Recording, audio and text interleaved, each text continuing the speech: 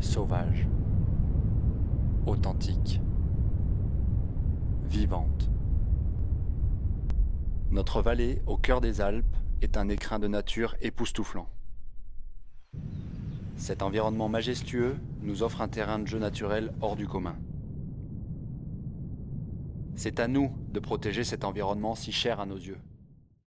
Nous, sportifs ambassadeurs de Serre Chevalier Vallée Briançon, nous sommes mis en scène pour illustrer l'engagement de la vallée et la promesse faite à la nature de la protéger.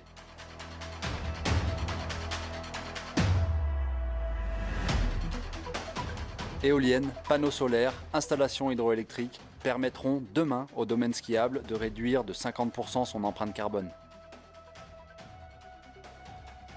Des bus hybrides nous transportent déjà à travers la vallée. Des plantes filtrent l'eau de nos baignades biologiques exemptes de traitements chimiques.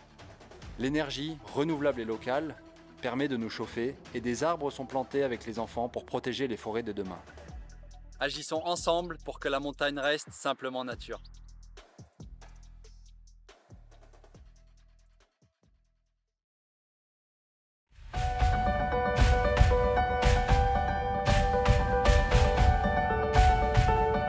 Salut à tous, donc on est là à Serratier pour ramasser tous les déchets qui traînent sur la piste. On est les premiers à profiter de la station en été comme en hiver, donc il faut qu'on soit aussi les premiers à ramasser les déchets.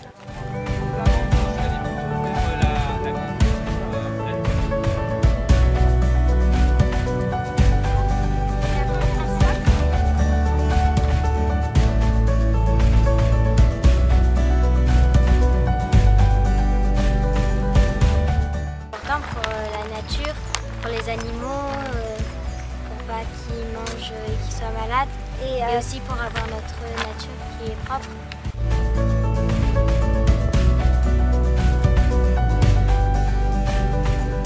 On est là aujourd'hui sur le domaine skiable de Serre Chevalier pour participer à une opération de nettoyage de la station, ramasser un peu tout ce qui peut traîner à la suite de l'hiver. Et moi je trouve super bien d'être partenaire d'une station qui prend conscience de ça et qui met de l'énergie là-dedans. Et on espère que cette première année est juste un premier jet et que l'année prochaine on sera encore plus nombreux à participer à ça.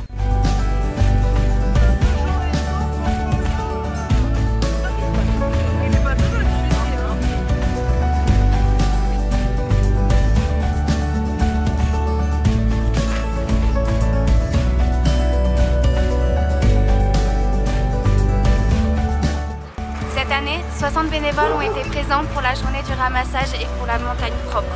Au total, c'est 200 kg d'encombrants qui ont été récoltés sur les pistes. Nous vous attendons nombreux l'année prochaine.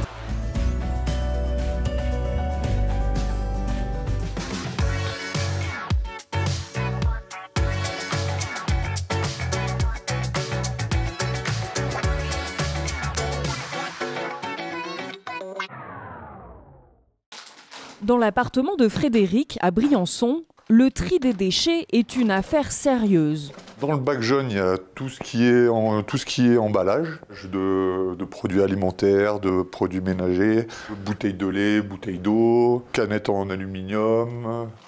Dans le bac vert, il y a tout ce qui est vert, en fait. Ça, c'est pas très compliqué, ça va bien. Et dans la poubelle bleue, c'est tout ce qui est papier, c'est-à-dire magazines, journaux, enveloppes. Lui et sa famille respectent scrupuleusement les consignes de tri. Ces bacs vendus par la communauté de communes ont facilité les choses. Il y a juste à prendre avec la poignée et partir comme ça, ou le poser dans la voiture.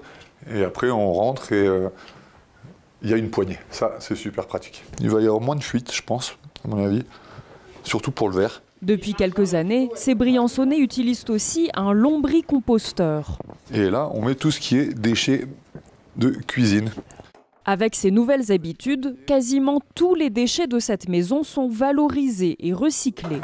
Et après, tout ce qu'on a des doutes, on a toujours la bonne vieille poubelle que tout le monde a depuis tout le temps, où on met tout ce qui va dans les ordures ménagères, enfin, tout ce qui est balayure, tout ce qui est masse, emballage trop sale. Une poubelle, on la jette une fois tous les 1 mois, voire 1 mois et demi, quoi.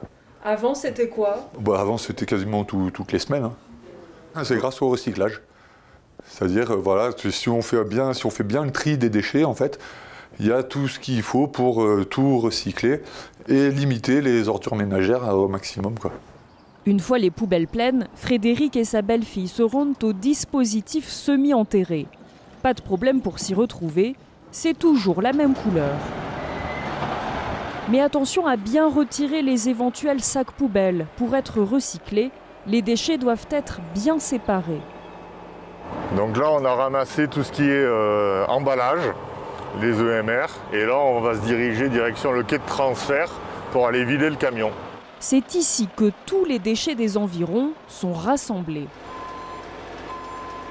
Donc par jour, en moyenne, on a 2 camions d'emballage qui arrivent sur site pour 3 camions d'ordures ménagères en hors saison, jusqu'à 5 camions d'ordures ménagères en haute saison liées aux activités touristiques. D'une manière complètement générale, le meilleur déchet est celui qu'on ne produit pas, parce que même si les emballages se recyclent, ça a aussi des coûts de traitement, des coûts qui impactent l'environnement à travers le transport.